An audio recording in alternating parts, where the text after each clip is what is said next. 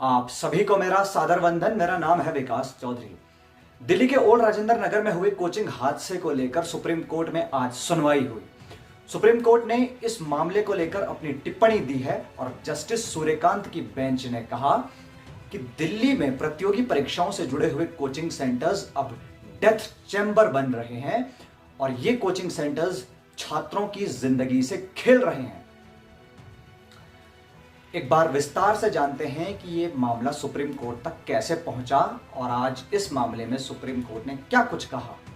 Delhi coaching हादसे को लेकर दिल्ली हाईकोर्ट में ही सुनवाई हो रही थी। सुनवाई के दौरान दिल्ली हाईकोर्ट ने एमसीडी को जमकर फटकार लगाई। सुप्रीम कोर्ट ने अपनी सुनवाई में यह भी कहा कि आपने उस ड्राइवर को तो गिरफ्तार कर लिया जिसकी कार सड़क पर पानी भर जाने के बाद वहां से गुजर रही थी, लेकिन शुक्र है कि आपने पानी का चालान नहीं काटा। दिल्ली हाईकोर्ट ने सुनवाई के दौरान यह भी कहा कि जिन कोचिंग सेंटर्स के पास फायर एनओसी नहीं है उन्हें बंद कर देना चाहिए। दिल्ली हाईकोर्ट के इसी फैसले के खिलाफ कोचिंग फेडरेशन ऑफ इंडिया ने सुप्रीम कोर्ट का दरवाजा खटखटाया और इसी फैसले की सुनवाई आज सुप्रीम कोर्ट में हो रही थी।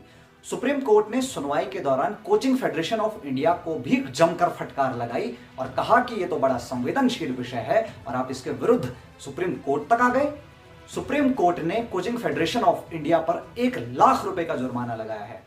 कोचिंग फेडरेशन ऑफ इंडिया अपने अधिकार के लिए सुप्रीम कोर्ट चला गया, लेकिन जब छात्रों के अधिकार की बात आती है, जब छात्रों के लिए सुरक्षा की बात आती है, जब छात्रों के लिए सुरक्षा के मानकों के साथ अपने कोचिंग सेंटर्स में प्रबंध करने की बात आती है, तब कोचिंग फेडरेशन ऑफ इंडिया इस तरह के संज्ञान नहीं लेता है। इससे पता चलता है कि कोचिंग फेडरेशन ऑफ इंडिया और कोचिंग सेंटर्स की स्वार्थानुकूलता अभी भी ज्यों की त्यों बरकरार है। सुप्रीम कोर्ट ने केंद्र सरकार और दिल्ली सरकार को नोटिस भी भेजा है और अटॉर्नी जनरल ऑफ इंडिया से जवाब मांगा है और कहा है कि इस मामले में हम और बेहतर कैसे कर सकते हैं स्थिति को, ताकि ऐसा कुछ अब न हो सके। इसके अलावा सुप्रीम कोर्ट ने अपनी सुनवाई में कहा कि अगर कोचिंग सेंटर्स सेफ्टी नॉर्म्स को फुलफिल नहीं कर पा रहे हैं तो फिर कोचिंग सेंटर्स को ऑनलाइन मोड में शिफ्ट किया जा सकता है। कुछ दिन पहले ही छात्रों के बढ़ते प्रोटेस्ट के बाद अलग अलग कोचिंग सेंटर्स ने मृतक छात्रों के लिए मुआवजे की बात की थी, जिसमें दृष्टि IAS, Rouse IAS study circle, Bajirao और इसी तरह से अन्य कोचिंग सेंटर्स ने मृतक छात्रों के परिवारों के लिए मुआवजे का ऐलान किया था। लेकिन मुआवजा दे देने से छात्रों की जान तो वापस आ नहीं जाएगी। कोचिंग सेंटर्स को यह सुनिश्चित करना होगा कि अपने यहां सुरक्षा से संबंधित मानकों का अनुपालन करें।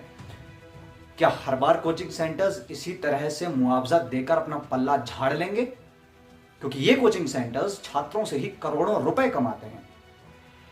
कई कोचिंग सेंटर्स के अध्यापक अपनी रील्स में नैतिकता, संविधान और कानून की बातें करते हैं, लेकिन जब बात आती है कोचिंग सेंटर्स में नियमों के अनुपालन की, तब शायद यही नैतिक प्रतिमान कहीं ध्वस्त हो जाते हैं। फिलहाल अब इस वीडियो में इतना ही। आपने मुझे सुना, इसके लिए आपका बहुत बहुत शुक्रिया। नमस्कार।